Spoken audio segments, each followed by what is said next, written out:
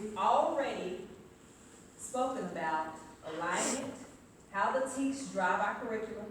We've spoken about how we're going to bridge that gap for our students by making sure that we have our pacing guide, by making sure that our students understand the expectations, having that differentiated instruction, those intervention groups, those think, turn, and talks, just making sure that everything is aligned and coming together. Now, we formed our committee, okay? We've also, we have our TEKS, and so now we're ready to evaluate what we're going to target before I get into the process of actually how to ensure that your campus is aligned as a superintendent, as a teacher, as a coach. All right, evaluate. The question is, was the curriculum aligned to the TEKS? Because when we look at analyzed data and students are missing the mark, we need to really focus on the curriculum. Was the curriculum aligned to the TEKS? Well, how do we do that? We analyze scores. Okay, it could be scores on benchmark, it could be scores on the STAR test, it could be previous scores from 4th grade, 5th grade.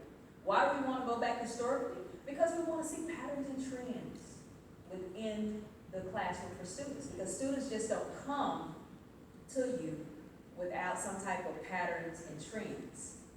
And the job of each teacher each year is to help students grow and to continue to close the gap. Is it going to happen overnight? Of course not, because this has been years.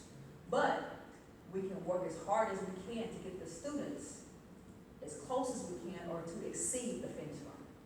So we look at scores, analyze scores. We're looking at patterns and trends. Student growth. How much did the student grow from 4th, 5th grade, 6th grade, 7th grade, 8th grade, 9th grade, all the way up to high school? We're also analyzing productivity. What does the student do in class? One of the biggest areas of success is motivation. It has to come from that student. We can set up these programs, evaluate scores, but really success comes from the heart. It comes from each and every teacher, educator, administrator, principal wanting to be there, wanting these students to succeed, but also it comes from the students who are sitting in those chairs. They have to bring it. Everyone has to bring their A game each and every day in order for an increase in scores, increase in student growth, and productivity. And productivity means you come in every day as a teacher, educator, ready to teach, positive attitude. Students come in every day ready to work, no matter how much repetition it is, that's helping you become better as a student. And that needs to be conveyed. All right, so let's move on. What TEKS are needed?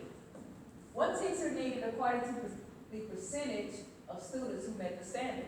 So, one of the first key components that we have to analyze as teachers, superintendents, as individuals, as community leaders, is what TEKS are needed. Now, many of you will say all the TEKS are needed, and that is true. But what TEKS do we really need to zoom in on, focus on, to help our students meet the standards? Each student, remember I said, need an individualized plan. Okay, that takes time in, and that also takes a lot of research.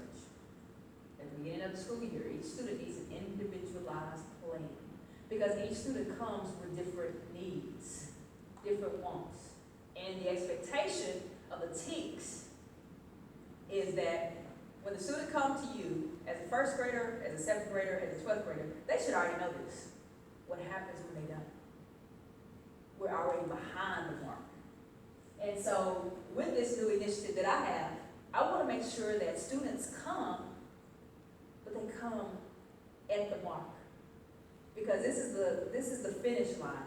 And some individuals are back here, some are right here, some are up here, everywhere. And some aren't anywhere because we're still trying to figure out where they are. And so the point of the TEKS, what's needed, is to understand where students are.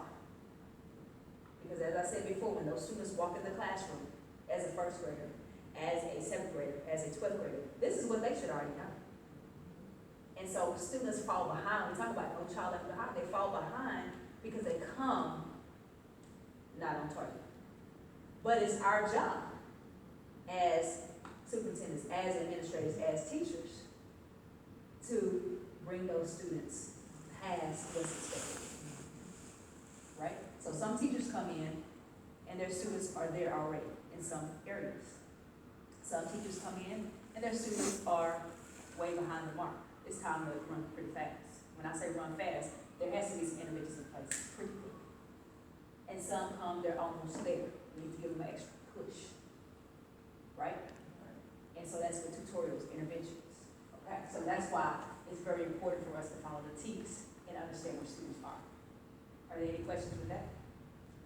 And as you know, like after the student has been evaluated and everything, and if you see that maybe a student is maybe half to the mark. Right. So, that's when a meeting should be met, like say with the counselors, directors, say of English or, and their parents, to kind of let them know where their child is maybe lacking and what the plan is. Already have the plan, is what the child needs help with. Right. And you can kind of give examples, right, to the parent, and, when he or she is home, let them work on this for maybe 15, 20 minutes. Right. And we'll try to do this every day, and plus we're working on them at school. Right. So is that like a good plan or something to kind of help them kind of get where they need to be? That's an excellent plan. As a matter of fact, when we talk about the different plans and perspectives for that, we understand that, and that's what we do. We call parents, whether it's on the phone, whether it's home visits, whether it's on campus, call parents, let them know this is where your child is. And we meet with those coaches. They ask us, what is it that you need? They come in our classroom, they help us out. What is it that you need? They help us with our intervention groups, and we have that. And so it's very important that schools have that essential piece in there with communication with parents and letting them know, letting students know this is the goal, this is why we continue to do this every day, because I need you here, and right now you're here. That's a good question. All right. Solution to book companies. Now, this is a major ordeal for many schools. Millions of dollars are spent, I'm talking about worldwide, on books, curriculum, programs. What is the next best thing? Okay? When we're selecting, and we're going to go through this process before this presentation is over. We're just going to walk through it. But with this process, the solution to book companies is that we need to create all textbooks and materials that are aligned with state teams. I understand that maybe this individual or group of individuals have been around education 25 years. I understand that maybe this person has a doctorate. I understand that maybe this person has a kid who was a genius. But research is important, and utilizing those T's to align it with the books that are created. I've performed a research check on many different book companies. And some book companies, right, their books are approved by the State Board of Education.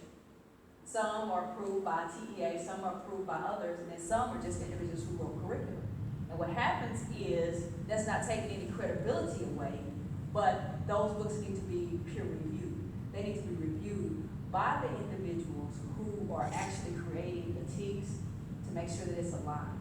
Because we're just spending money on the next best thing, because I can tell you that I have $1 million program that's going to help your child pass the STAR test. Will you buy it?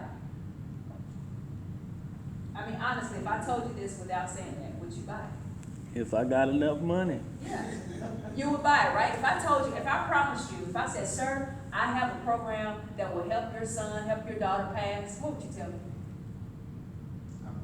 Yeah, exactly.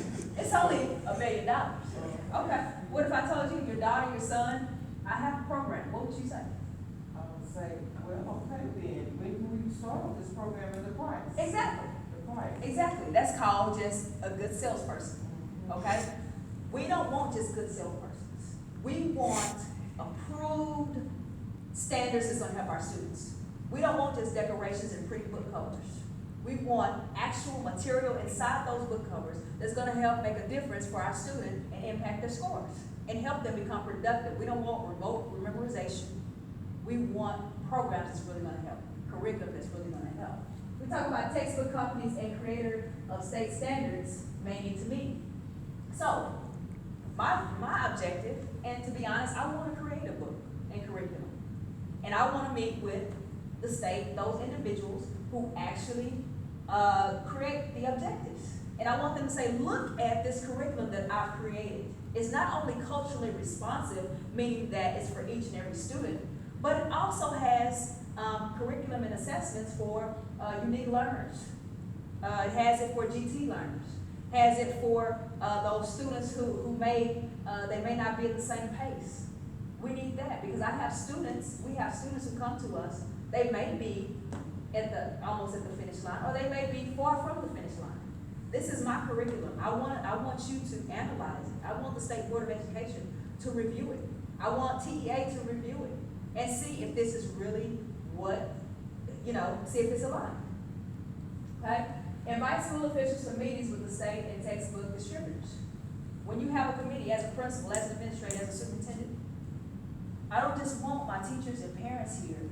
I want stakeholders who actually create these things so that they can give input. Their knowledge is just as valuable as my teachers' knowledge. I know that my teachers and I know that administrators are competent enough to understand what our students need, but I want it accredited. I want it aligned to what they need. Not just some pretty book cover and me promising you that all of your students are going to pass. Because that's not true unless it's aligned, unless students are working. Okay? All right? So here we go. Committee. All right? So you're the superintendent, you're the principal, you're the big CEO. Select a committee of 7 individuals. Why do I say 7? Well, 7 is the complete number. Okay? You want to have new teachers. And I call that 1st through 5 years.